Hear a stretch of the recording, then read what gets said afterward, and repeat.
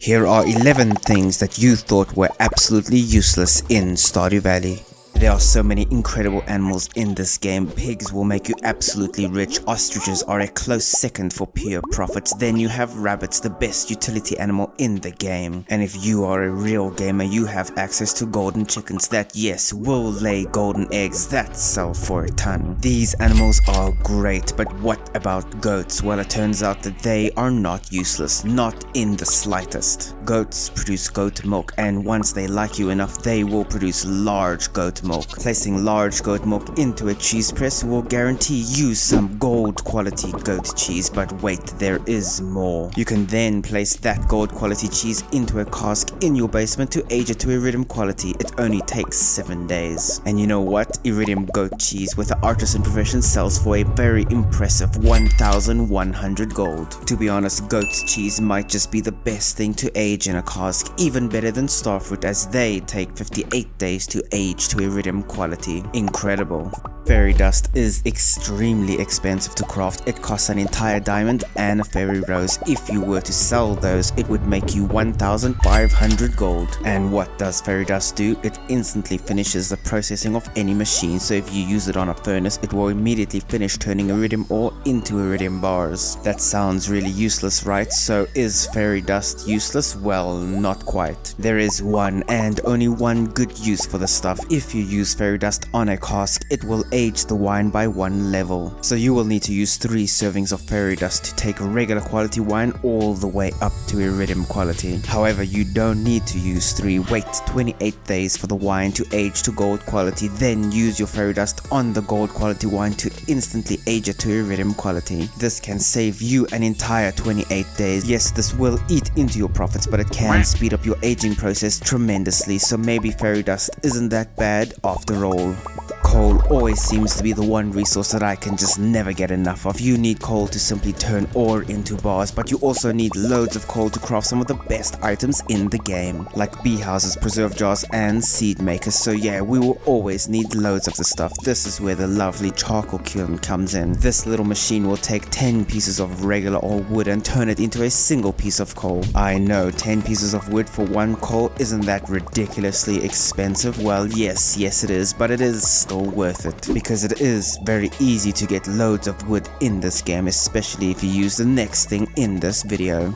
You guessed it, the wood chipper, another amazing processing machine that people always seem to underestimate. Drop some driftwood into this thing to turn it into regular wood. Yeah, that's cool, but that's not all. Drop a single piece of hardwood into this to produce between 5 and 20 pieces of regular wood. Now listen here, hardwood is hard to get in the early game, but there are only a few uses for hardwood and then you will never need it again. Plus, with the addition of the latest 1.5 update, you can now grow mahogany trees that drop 10 pieces of hardwood each. You can easily stack hundreds of hardwood really easily. That is thousands of regular wood relatively easily. Don't skip it till you try it. And yes, you can use all of that extra wood on the charcoal kiln to get coal. Easy.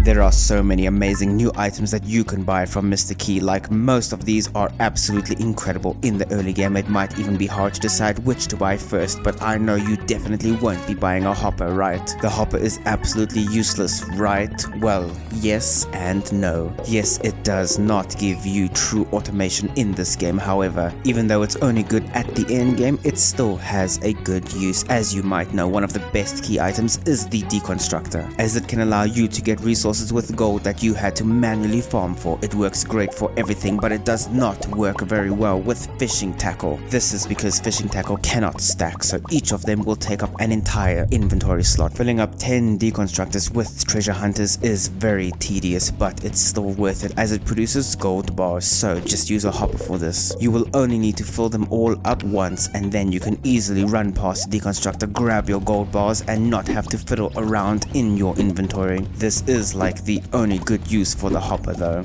This might sound crazy, but yeah, there are people out there that believe fish ponds are useless, and you know what? They are not entirely wrong. However, they may just be using the wrong fish. Lava eels are the only fish that you should place into your fish ponds if you want profit. Yes, there are other fish that can produce some valuable resources, but the chances are always too low and it's not really that reliable. Just use lava eels. Each fish pond filled with lava eels can produce 1 to 3 roe every single day. That is about 3,000 gold every single day. Yes, it's only 3,000 gold, but it is consistent, reliable, and in the long term will make you a ton of money. One fish pond with lava eels is about as profitable as a single pig. Not too bad.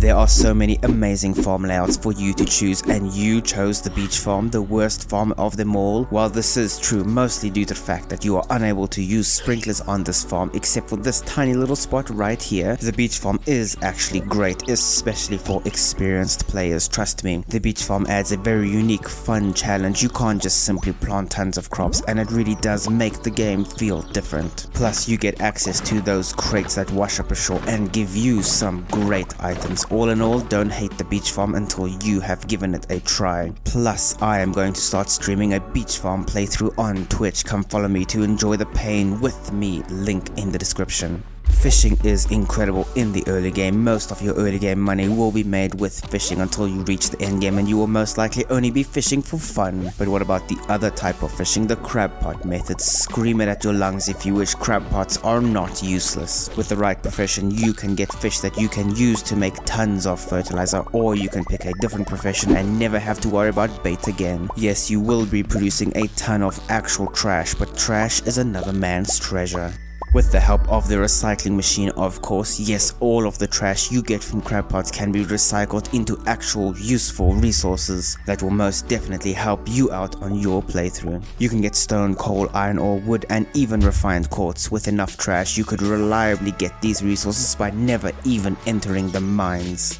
Have you ever used the workbench? Yeah, it's something that I do not see enough of. The workbench will allow you to easily craft things by utilizing the inventories of any adjacent chest. So if you set up your chests like this, you'll be able to fill all of the chests with all of the different types of resources. You can craft anything at any time without ever having to actually look for your resources. The workbench is more than just a convenient item. It's a game changer. I know that you are using an infinity weapon, because why would you settle for something that isn't the best, right? And if you are like me, you often completely trash any new weapon you get, because let's be honest, it really does not compare to the mighty power of an infinity gavel. But hey, you can actually sell these at the Adventurers Guild. Yeah, you won't make a ton of gold, but every tiny bit will bring you closer to that golden clock. So don't trash your useless weapons, sell them. Don't forget that you can also enchant one of your random swords with the Haymaker enchantment to get more fiber in the mutant bug layer. If you enjoyed this video, then this video with 22 things you didn't know about Stardew Valley is going to be absolutely perfect for you. Subscribe for more Stardew Valley videos, but for now, I will see you in the next video.